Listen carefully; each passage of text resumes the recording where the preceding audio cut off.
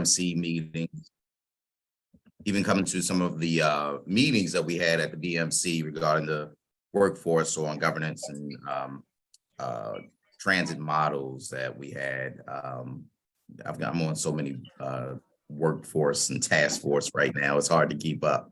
But really happy and excited to be here. It really is an exciting time, especially in Annapolis, where we have a new governor coming in who, even if you look at his budget and the priorities that he's talked about, transportation is one of his priorities. And so he set aside $500 million just for transportation priorities outside of the budget that was already produced starting this year. So excited about the new secretary as well, Paul Wiedefeld, who will actually be in Annapolis today talking about some of the transportation projects at 1 o'clock. And so if you are interested, it's going to be live streamed. It's in appropriations Delegate Corman's committee. And so at 1 o'clock, he's going to live stream. That'll be live streamed so you can hear directly from the secretary about some of the projects that are going to be produced from the MDOT this upcoming year. But to get back to the original reason that we're here, it's all about the Baltimore Regional Transit Governance and Funding Work Group. And so this has been actually a long time coming, especially for me, if you know my background and the way that I got started, especially with trying to come into the House of Delegates. It was all, for me, transportation was a big issue, especially with the cancellation of the Red Line. And so because of that cancellation, there's been a number of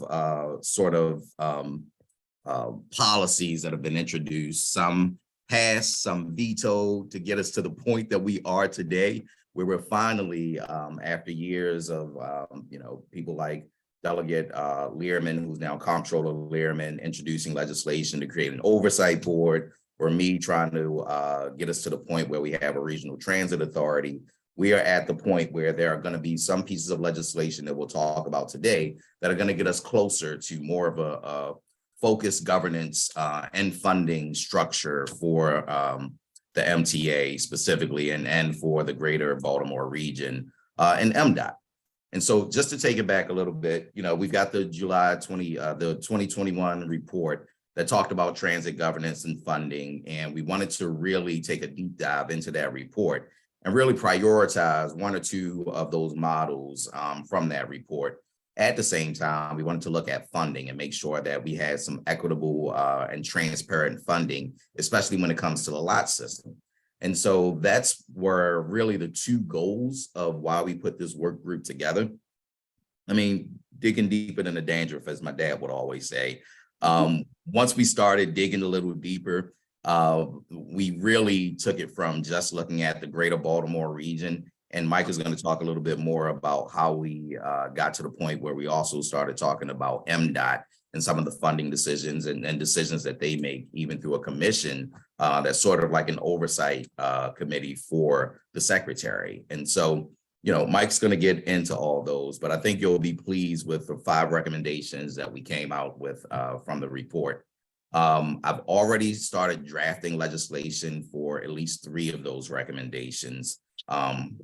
There may possibly be more, but we are also having conversations with the new administration to talk about those recommendations, make sure that we're all on board with those recommendations. And actually, one of those recommendations, the commission to study a regional transit authority, was actually submitted yesterday. And so that'll be introduced on the floor today so that we can get a bill hearing and talk about what that exactly means for the future for the greater Baltimore region. And so with that, I will let Mike sort of get into the meat of everything that we talked about once we had our work group formed. And, let me just say on the onset, the mayor of Baltimore City, the county executive for Baltimore County, Howard County, and Anne Arundel County are fully supportive of this work group and the recommendations, and are just biting at the chops to see the legislation introduced and make sure that they're supporting the legislation as well. And so this isn't just the Baltimore area or Baltimore City. This is the greater Baltimore region. And we do have the support of the chief executives of those regions. And so just want to make sure that everybody knows that they also are the ones that appointed members to this work group to make sure that we had people from academia, community, riders, even a former MTA administrator, that were all on board to help us come up with these recommendations that hopefully you'll all be pleased with. And so with that, I will turn it over to Mike Kelly, who helped usher all of this through, the executive director for BMC, Baltimore Metropolitan Council. Thank you, Delegate. Mike, just before you begin, for those that have just joined us, the title of today's presentation is Recommendations from the Baltimore Metropolitan Council Transit Governance and Funding Workgroup. Mike? Great, thank you very much, Robin. And Delegate, thank you for the very kind introduction and your leadership on this. Can everybody see the slide that I've shared? Yes. Perfect. All right, so I'll walk through sort of the background of our work group and what is going to be coming out probably next week sometime. We're waiting on sort of a final release date. So Delegate Bridges mentioned that this effort has been a long time coming, and here's kind of a snapshot of what's transpired since the cancellation of the Red Line in 2015. So when the project was canceled by Governor Hogan, our board of directors, at the request of then Chair Kevin Kamenetz, published a regional transit needs assessment. It was a sort of a deep dive into all things transit in the Baltimore region that began sort of the ball rolling on rethinking how everything is structured. The next year, in 2016, Delegate Learman, now Comptroller Learman, submitted House Bill 1010, which passed both houses and came up one vote short of a veto override. And that bill would have actually put a board, creating an oversight board for all of MTA. But the bill was vetoed and didn't quite make the override. A couple years later, in 2018, the Maryland Metro Transit Funding Act was passed. A lot of that bill had to deal with the funding and governance of WMATA. But that bill also created the Central Maryland Regional Transit Plan, a formal process and a formal study of sort of our region's transit future. It also required a report on the state of good repair for transit for MTA, which is the first time anything like that was required to be documented. That project finished in 2019. At that point, partly at the request of MTA, BMC began looking at a study of transit funding and governance in the region. Delegate Bridges that year put in a funding request to get a little money for us to do that. Those funds were not appropriated by MDOT. So in 2021, the BRTB, the MPO that is housed here at BMC, actually put money in their budget to develop a Baltimore Regional Transit Funding and Governance study. This was a major research project.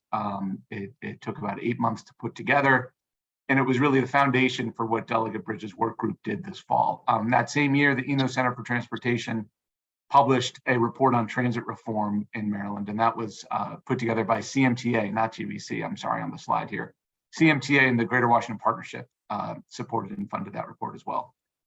And then finally, last year in 2022, after BMC had released our Transit Funding and Governance Report, Delegate Bridges submitted House Bill 1336, which passed both houses. I believe it passed the Senate unanimously. That bill was intended to create a state-run commission to study transit governance and funding in our region. On the very last day, that was vetoed. At that point, our board members got together and decided this is an issue that they thought was important. In July of 2022, the Baltimore Metropolitan Council Board formed a transit funding and governance work group. In this January, hopefully January, maybe early February, we're going to actually release the findings of that work group. For folks who aren't familiar, this is our 2021 study.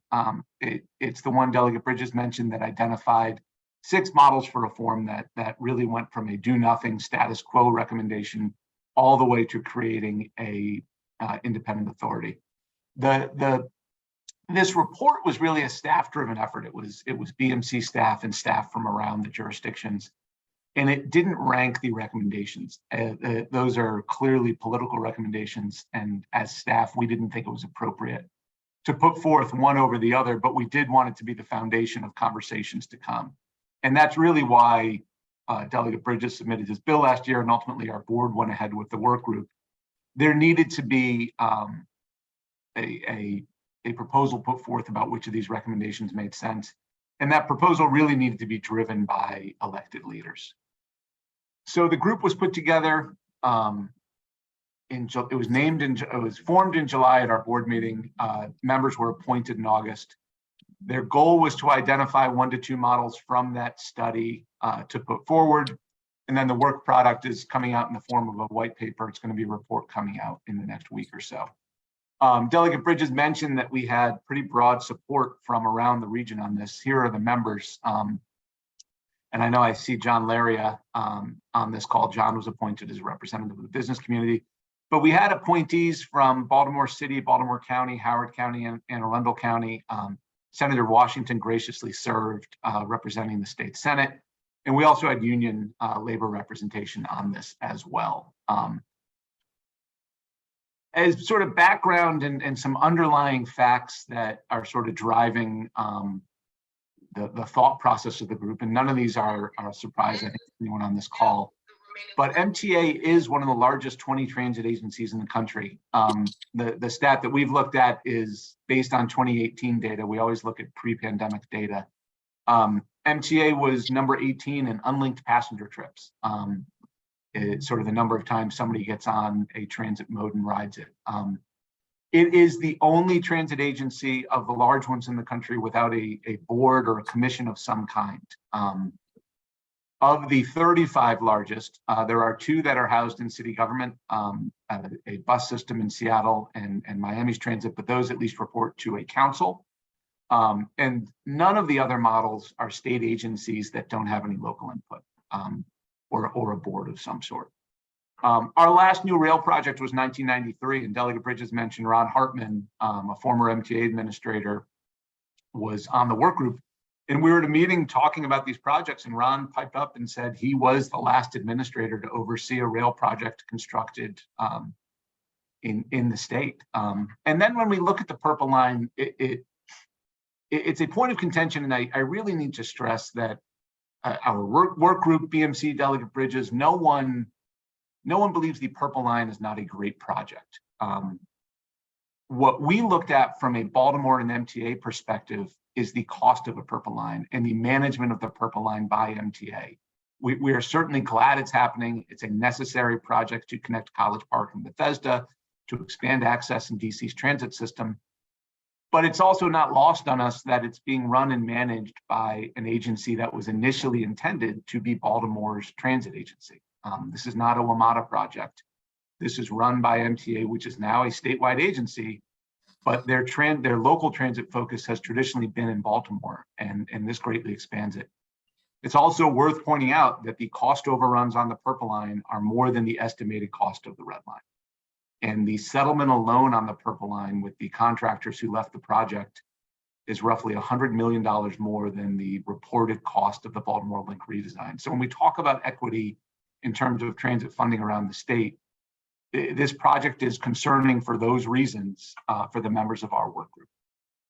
So looking at our recommendations, these are draft recommendations that were posted in December of 2022. This is a sneak peek at the cover of the report. We really went outside the box and went with person getting on a bus as our image. But it should be coming out again in the next week or so. As we look at the recommendations, there's 5 in the report. One is to create this Baltimore Regional Transit Commission. That is legislation that Delegate Bridges has in drafting right now, and we'll talk about that in detail. Another is to require regional priorities in the Consolidated Transportation Plan and the CTP. Right now, the locals all submit their individual priority letters, and there's a tour of each county in the state, but we think there's a way to fairly simply add in some regional priorities. The third is to restructure the LOTS program. Excuse me, I'm so green that my light is going off in my office. I'm trying to turn it back on. So focused on this presentation. In terms of refunding the LOTS program, it's looking at ways that the LOTS program can be used to support new transit and grow new transit around the state, as well as to have an open and public formula about how the money is distributed. And I know MTA has released and is hearing comments on a draft plan. I think what our group is recommending is that the new administration sort of look at that issue with fresh eyes and think about ways that Baltimore County, which traditionally hasn't wanted to grow their program, but now does, can have an opportunity to leverage lots funds to build their own local transit system. Delegate Bridges mentioned the Maryland Transportation Commission, this broad statewide board. There's a vision for that board to be reconstituted and empowered to play a role in adding a little sunlight to the CTP process and advising the governor and the secretary at a high level. And then lastly, conducting a formal study to create a Baltimore Regional Transit Authority. So the first recommendations, these are the three that at this point are in drafting. It's the Transit Commission, the reconstitution of the Maryland Transportation Commission, and the Regional Transit Authority study. The first recommendation is recommending that the General Assembly pass legislation in 2023 to create the Baltimore Regional Transit Commission with a clear mandate to work in concert with MTA to implement regional transit priorities and coordinate service and planning with the LOTS programs. So this commission, which would really be focused on Baltimore's core service area, you're basically talking about the places where local buses run in the Baltimore region plus Howard County. They would have two defined duties, two sort of core roles. It's really a limited authority that we thought a lot about in coming up with the recommendations. One is to review and approve the administrator's budget request for the core service area to make sure that gets a little bit of a hearing with local input before it goes in so that everybody understands what it is and agrees that it's enough. And then to approve any updates to the Central Maryland Regional Transit Plan. The group would also weigh in on the CCP. The group would also monitor updates with the progress on our state of good repair. But those two duties are really the core ones that our work group identified. The membership would come from local government. Baltimore City, Baltimore County, Anne Arundel, and Howard counties are interested in opting into that right now. We would certainly extend an invitation to other jurisdictions to join as they saw fit. BMC's region also includes Howard County, or Hartford County, which is obviously served by the MARC train, and Carroll County, which has some commuter bus options, as well as Queen Anne's County, which really isn't served by MTA in a way that is focused on this side of the water. The state would have governor's appointees as well as legislators. And then there'd be spaces reserved for labor, and then non-voting capacity, which is typical across the country. Giving labor a vote often creates conflicts of interest when it comes time to talk about budget and contracts. The commission, our work group, was very solidly behind the idea that the governor's appointees should be the majority. MTA under this model is remaining a state agency. It is the fiscal and ultimate responsibility of the governor, and this is not an attempt by local government to cede all the power of the agency without having any of the sort of fiscal responsibility in it. So the idea is that the governor would have a majority, and then the total membership is likely to look at 15 to 17 members. We looked at a number of models, and I know Delegate Bridges' bill is going to have one in it, but that's the range if you're going to satisfy all these appointments and have representation weighted by level of service, which would mean Baltimore City would have the most local reps with Baltimore County right behind it. That's the number we got to. The benefits of this are adding a local voice in transit planning. In Maryland, our local governments have such strong control over land use. To have a disconnect between land use and transit really hasn't served us that well. And this would be a way of bridging that gap and plugging in local governments who are trying to develop TOD, who are trying to develop new job centers across the region. Having them connected to transit at the outset of these projects is important, and it's going to lead to better outcomes for local and community development efforts across the board. For future projects, and that's really a key of this, this work group was not about the red line, yet it was entirely about the red line. It is really about making sure future projects that are promised can be built. And these commissioners would champion these projects from the beginning. You would have for the first time a group of people designated to be supportive of MTA and its efforts around the region outside of MTA staff. And then you would have staggered terms, which would mean that a new administration in Annapolis wouldn't be able to necessarily come in so easily and cancel or change course with political winds, like with what happened with the Red Line. And then in terms of oversight benefits of this, you would be able to look at staffing. I know yesterday there was a major hearing on staffing in state agencies, and MTA was not immune to staffing cuts over the last 8 years. This group would keep an eye on staffing levels of both operators and office staff to make sure those were appropriate. And then you would have transparency in the Baltimore-based services. There would be regular meetings that these issues could come up in a public setting, as well as monitoring the state of good repair. This is a slide that we posted for public engagement with the recommendation. I'm not going to go through all this, but I will share this with Robin and she can share it with the group. I believe it's still on our website as well. And it gives a little more update, although the report itself should be out in a few days. So I wouldn't squint too much reading this because we'll have the actual information out soon. The next recommendation to talk about is the reconstitution of the Maryland Transportation Commission. So in 1971, this report, Maryland's Transportation Opportunity, and thank God for BMC's library where we have hard copies of all these documents. This is really a report that came out and redefined what MDOT was going to look like. It made a lot of significant changes. And one of the changes is an org chart that added in this Maryland Transportation Commission, which at the time was supposed to be a statewide body to provide senior level advice to the secretary on all sorts of transportation issues. The group exists and their current role is largely to dedicate highways, and largely those are dedicated to former elected officials. And someday I look forward to riding the Delegate Bridges bus somewhere in Baltimore City, but we think this group can do a little more than that. And the way we see them playing a role, aside from advising on major projects and decisions coming down the pike, is looking at the CTP, which is the transportation budget that comes out every year. Currently, the way the CTP is developed, and this has been across a number of administrations, a lot of it is done internally at MDOT. So in April, the counties all submit their priority letters, and these blue boxes are sort of the public points of that process. In May, MDOT looks at the funding request, they look at their available budget. In July, they submit a draft CTP to the Secretary of Transportation. In August, that goes to the governor. And in September, the draft CTP is published. Immediately following that is a not quite whirlwind, but very quick tour of the state where MDOT visits every county and has a direct meeting with elected officials and citizens in some cases about the CTP. That feedback is held. Candidly, I have not heard county leadership say that those meetings are incredibly useful for them. There's certainly a useful airing of the county's priorities, but no one is really sure what comes out of it in terms of an impact on the CTP.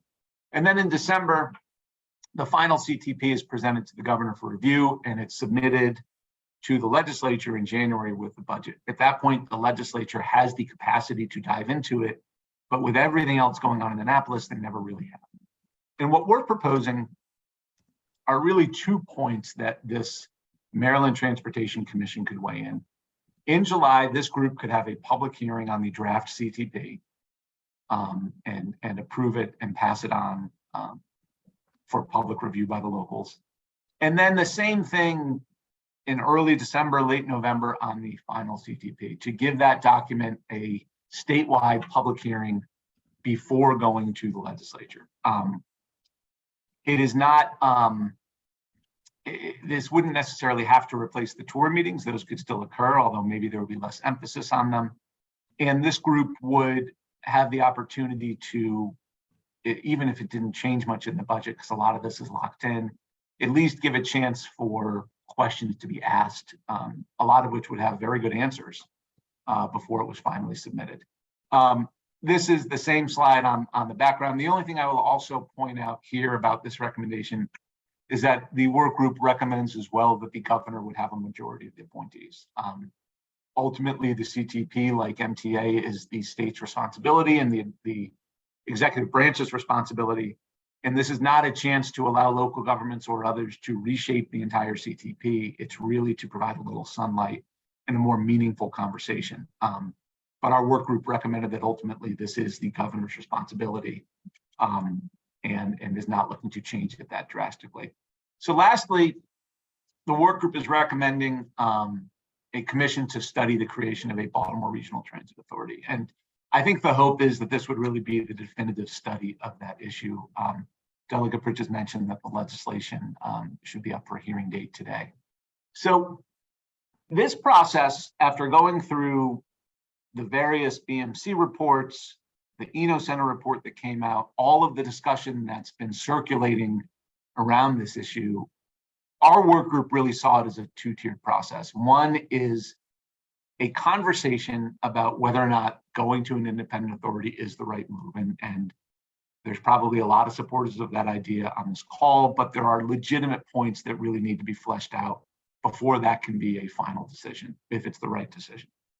So running through those questions and coming to the decision, and if that decision is the right one to make, dealing with a number of major issues, the transfer of labor agreements to bring along the current ATU contracts to whatever the new entity is, creating a new designation of a direct recipient of federal funds. Right now, MTA is the direct recipient.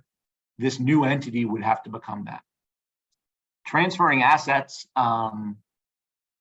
transferring the ownership of a subway, of maintenance facilities with maintenance spelled correctly, transferring all of the buses, the light rail, all of these things would have to be owned by a new corporate entity. And as simple as that sounds, I know a lot of attorneys who would like to make a lot of money making that happen. That's going to be more complex than we realize. Looking at state and local contribution, currently the state funds the DC region's contribution to AMATA, that we would like to see that continue, but what does that look like? And what are the options for local governments to start contributing or raising money independently? And then lastly, what's the timeline for the change? How long is all this going to take to happen? All of that needs to really be put forth in a plan before the legislature can make the move to make this transition. We have to understand what all those moving parts are going to look like, so that if a transition is recommended, it can be made efficiently and effectively. And I don't know if that's a foregone conclusion at all. There's really big issues to be discussed there. That is sort of largely the point there. This is the that final slide of the Regional Transit Authority. I do want to go back quickly. I'll stop sharing at this point. One other idea on the Transit Commission that I did not touch on is the idea that right now our local governments, if they wanted to start building a transit line themselves, or if they wanted to take over a role as a sponsor. And one of the issues with the Red Line was that when it was canceled, there was no, Baltimore City and Baltimore County didn't have the capacity to step up and take over the sponsorship of that project. One of the recommendations that's going to come with the commission is that our local jurisdictions be given the authority, if they want to raise money for transit, to have dedicated funding sources, similar to what Montgomery County has, to create their own local pot of money for transit. We are not suggesting that the locals, the way we're currently structured, need to start contributing a significant amount, because that is not the model across the state of Maryland. But if we get to a point where our local governments did want to do that, they need to have the authority and the mechanism to do it. And the suggestion is that the Baltimore Regional Transit Commission would be the fiscal agent and be able to manage those funds and projects. I just didn't touch on that point. It's one for down the road, but it's an important one that I believe is going to be included in the legislation. So at this point, I will stop talking, Robin. I'm happy to answer any questions we may have. I think Delegate Bridges, he always leaves before the questions, but he may have dropped off. So I will do my impression of Delegate Bridges and answer them as best as I can. Well, thank you so much. Yes, Delegate Bridges did have another commitment, but we want to thank you so very much for taking your time to be with us today. As Delegate Bridges mentioned, we did attend several of the work group meetings, and were absolutely impressed with the sort of thoughtful and rational approach the work group members took to discussing these really, really important issues. I think it's probably, the most important issue facing us today in terms of where do we go, with respect to our transit oversight, our funding, and so on and so forth. So thank you for your presentation. We're happy to share that, with the meeting participants as soon as possible.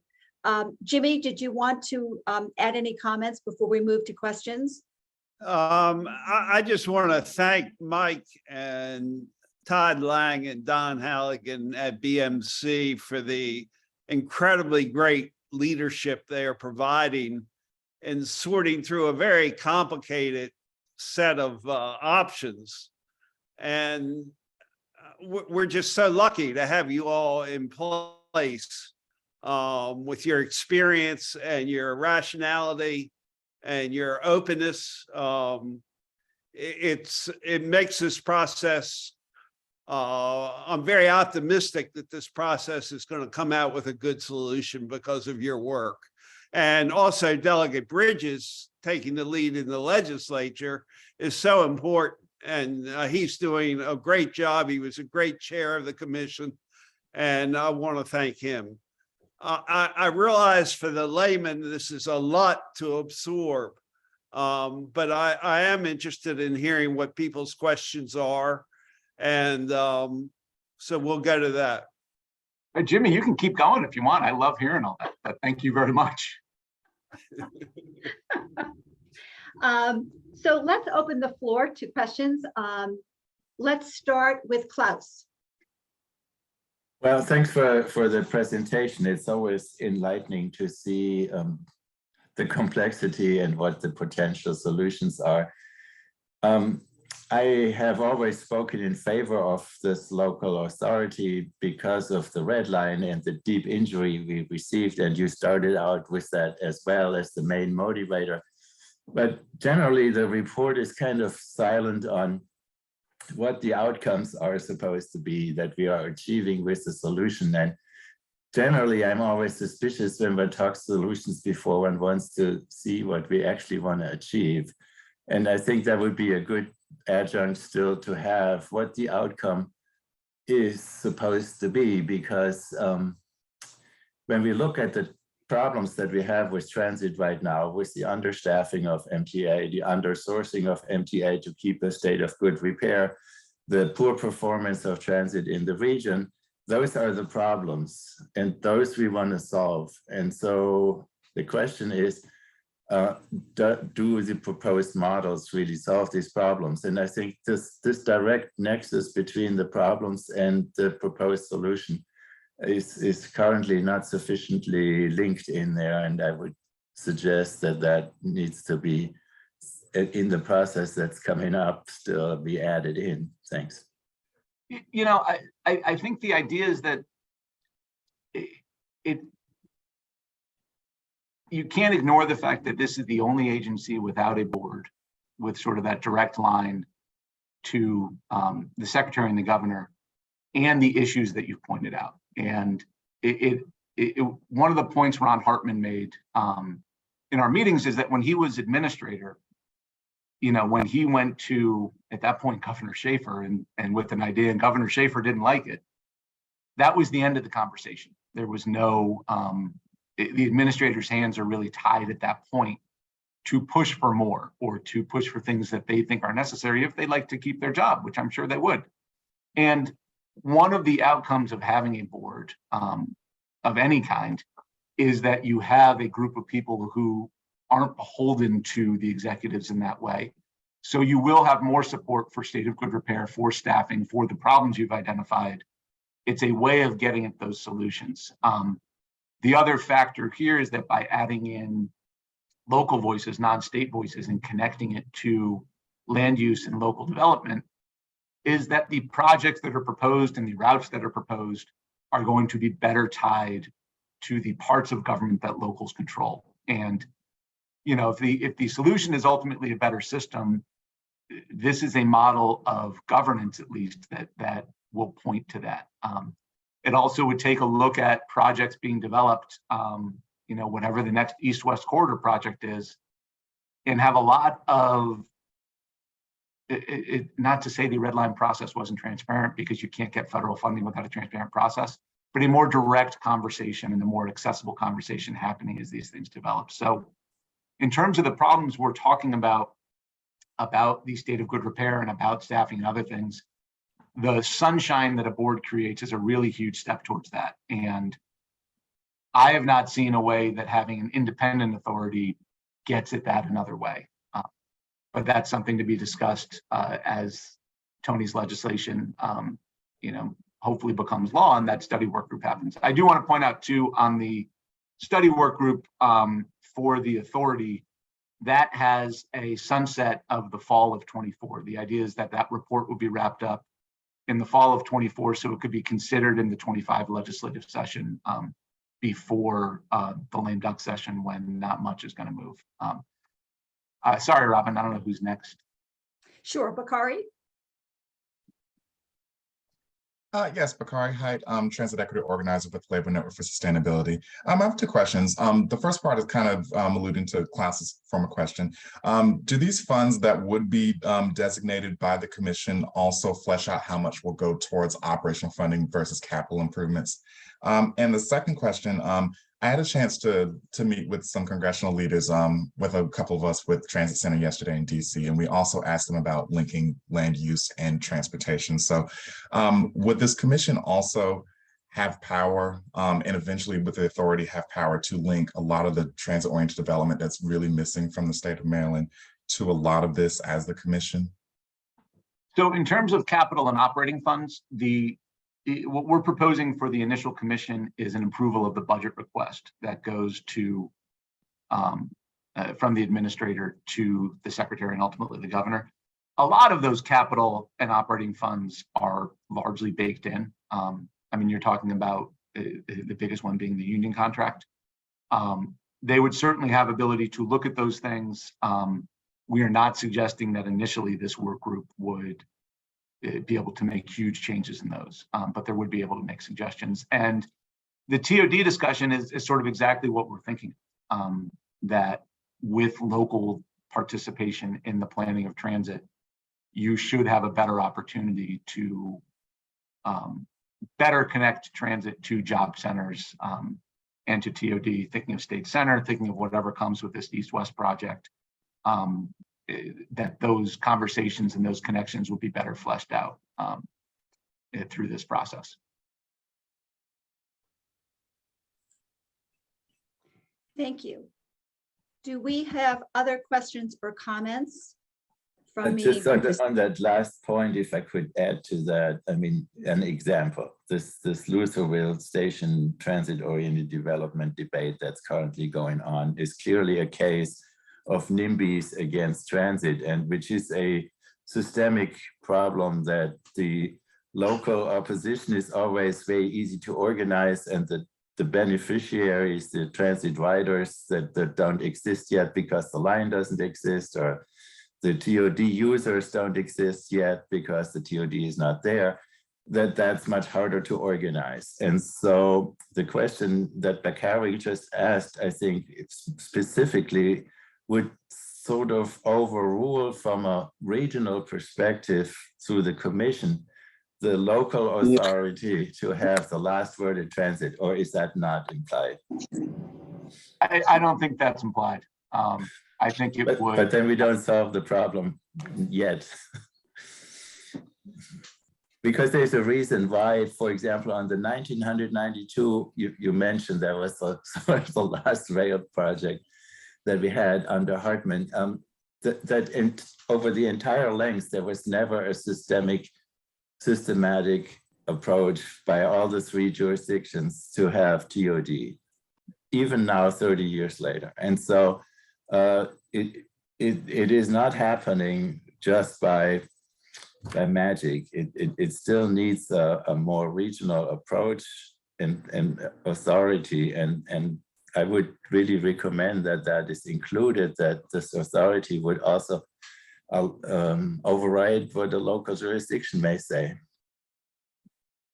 That is an interesting point. That would probably require charter amendments in our counties. The other option, Klaus, you are always welcome to run for county executive and take these decisions on for yourself. But yeah, no, the point about the local opposition is taken. And again, when you have an engaged board over transit, it is another avenue to promote these projects and to show support for these projects that it might be able to drown out some of the noise from those who are very loud in their opposition. Mike, I have sort of a request or a favor, and that is, would you please sort of reiterate the process that is going to take place regarding legislation to create sort of a commission, right? A transit commission, and then how that then translates to the potential of a regional transit authority. Sure. So the commission bill would is going to call for the creation of that transit commission this year. Keeping MTA a state agency and simply putting a board of commissioners with the sort of limited authority detailed in my presentation, and I think that's going to be what's in the bill. That would be created now. I think the work group felt that some sort of oversight board can and should happen immediately. The big question is whether or not moving Baltimore's transit out of state government, and I didn't touch on the reality is right now that MTA is backed by the Transportation Trust Fund. And when we talk to our peers around the country, our transportation director, Todd Lang, was a board member at APTA, the Association of Public Transportation. And peers around the country are jealous of the fact that MTA is part of the state backing. MTA doesn't go bankrupt. MTA, like many other agencies, does not go to their legislature to ask for extra money because they're part of the system. So initially you would have, for the next 2 years, this transit commission that would start having this oversight and start this process of a more public and unified involvement. At the same time, between now and the fall of 2024, this sort of final definitive study would take place about the authority and about whether the authority was the right move. And, with the authority, you would give up the Transportation Trust Fund. It would theoretically come with appropriate funding from the state. But then you would have much more autonomy. And perhaps that is what is needed. But the idea is that the commission happens between now and the 2025 session because the commission exists. And in the 2025 session, this authority study is done. It can be taken up by the legislature and a determination can be made about whether or not an authority is necessary. After that, it'll likely take a bit of time for an authority to be stood up. But those are the questions that'll be answered by the work group studying whether or not to go to an authority. Very helpful, thank you, because it's a great segue into the second part of my question, having to do with an RTA, a regional transit authority, and the funding aspect. I mean, one of the questions that we receive often is, first of all, what is Transit Choice's position, on the commission, as well as forming a full RTA. And, as far as we're concerned, there's a big question mark regarding an RTA, specifically about the funding aspect. So our understanding is that if we had a regional transit authority, the state would essentially cut a check, if you will, to the MTA, and please correct me if I'm wrong. And there may be a shortfall or a deficit, and it would be up to Baltimore City, for example, to have to make up those funds or find a way to generate that additional funding. Is that an accurate sort of depiction of what could potentially take place It is an accurate depiction of the potential. So the new authority would be a direct recipient of federal funds. Those funds require a match. Currently, the state provides that match for WMATA. And I cannot imagine a world where that wouldn't be the same case for the Baltimore region. But beyond that, that's where shortfalls may happen. And that's where, currently there's a safety net, and you would lose that safety net moving forward. And then you would have to look at locals raising revenue. All sorts of options. Is Baltimore City in a position to add another tax? It's a legitimate question that's going to have to be considered. In comparing it to WMATA, which is our nearest sort of geographic peer, Congress doesn't work in Baltimore City. So extra federal aid seems to find its way to WMATA, and probably appropriately so. That may not find its way here. So, I will speak for myself. Those would be my concerns about making a full break. And, the thing that works about our system would be lost in that case. But that's why, the work group thinks it really needs a full and definitive study. I understand. Jimmy, did you have a question? Robin? Jimmy, you're on mute. Yeah, Hans, I'll be right with you. Jimmy, you're on mute. You need to unmute yourself. Let me see if I can help him. Okay, sorry. Are there other people that have questions? Yes, Hans has a question. Okay. Hans, Well, mine is not so much a question as it is a reminder of how we got here. We keep talking about how there is a financial risk to organizations that are not part of state government, although being involved in public functions. The reason there's an MTA and the reason that Baltimore doesn't control its bus system is they went broke. The same thing happened out at the airport. The same thing was going on at the port. So in 1971, when we created the format for the transportation department, all those things were taken into consideration. And what we're doing is we're trying to go back and redo what maybe might have worked out differently back then, but now we're going to put ourselves in the same position. And that is a great concern. I mean, there is a reason that government does this stuff and not authorities. And I think we have to keep in mind that, 50 years ago, there was a reason for all this. And I'm not sure it's changed. That's all.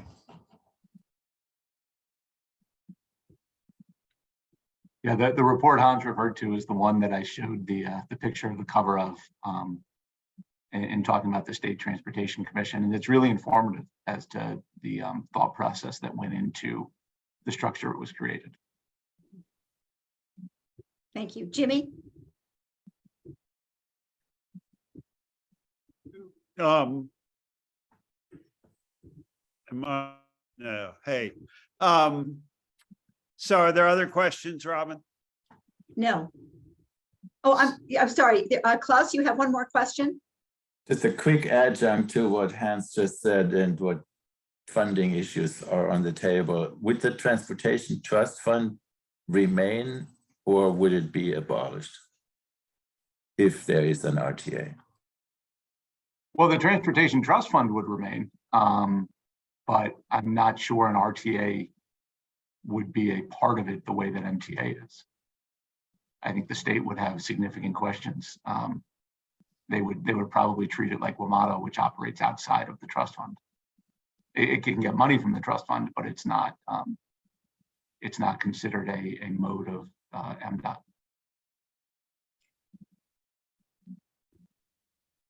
Jimmy? So I think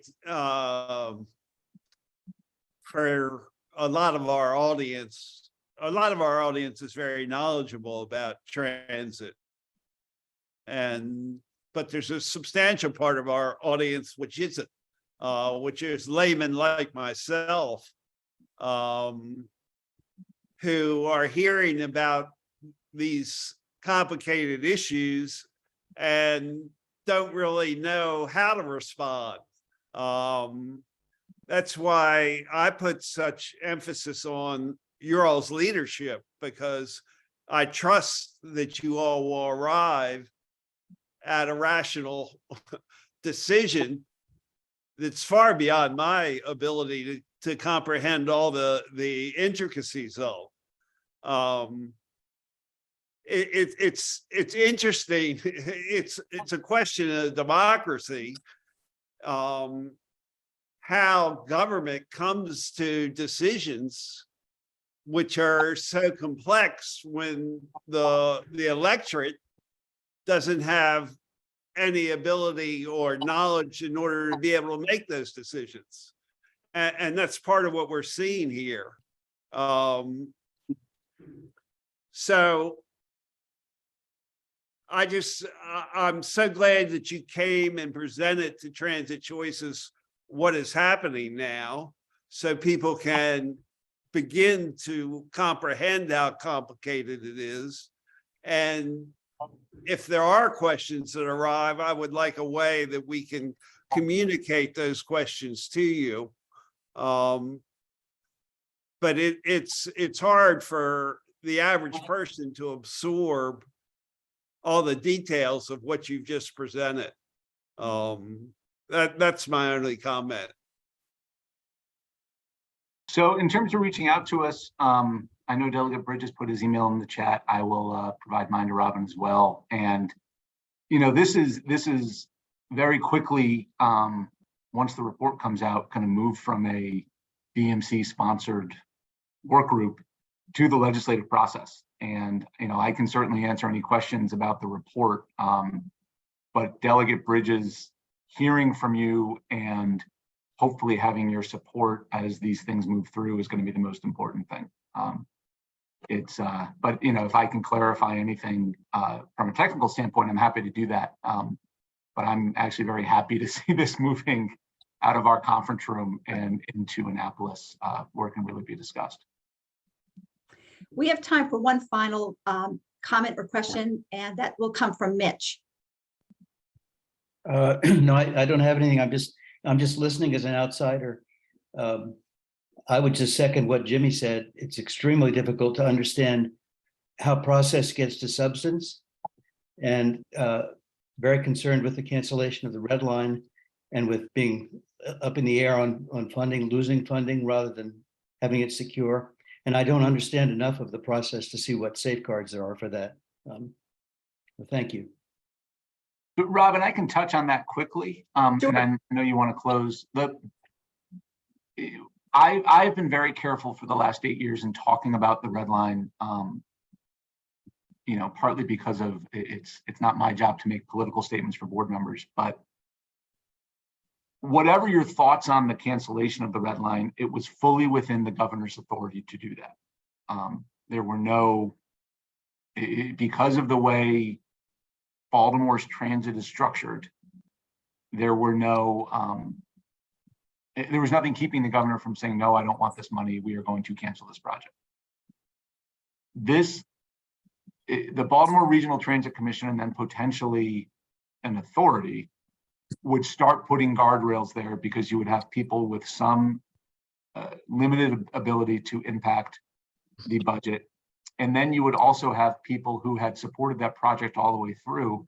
And aside from the sort of technical ability to, approve or not approve the project, you start talking about political pressure, and you start talking about public pressure coming from a group that was invested in the development of whatever the next project is, which would make it not as easy for a governor to cancel. When he decided to cancel the red line, who was there to say no?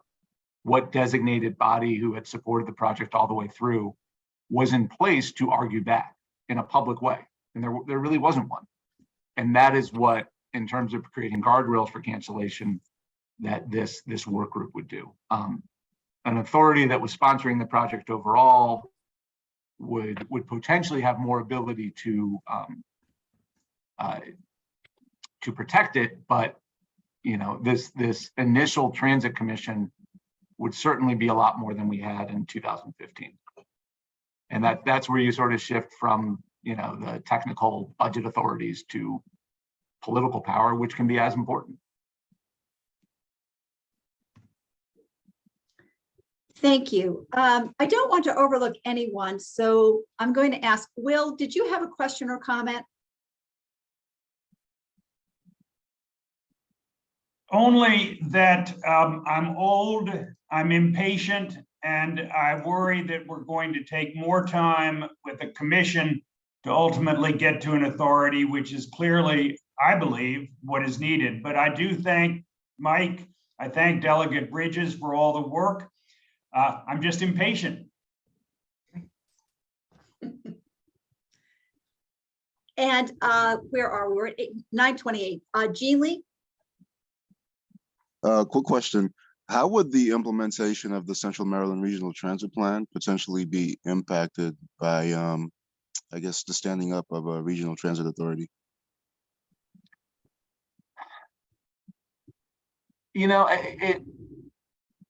would assume that a regional transit authority would take over that plan and could direct the funding they had to it in the same way that MTA would be doing now. So in a tiered approach, the commission, by approving the budget requests and updates, would hopefully tailor those budget requests to the transit plan, which the administrator should be supportive of. I don't see a lot of conflict happening there, hopefully. And with the governor having a majority of the votes, that it shouldn't be too disrupted at the commission level.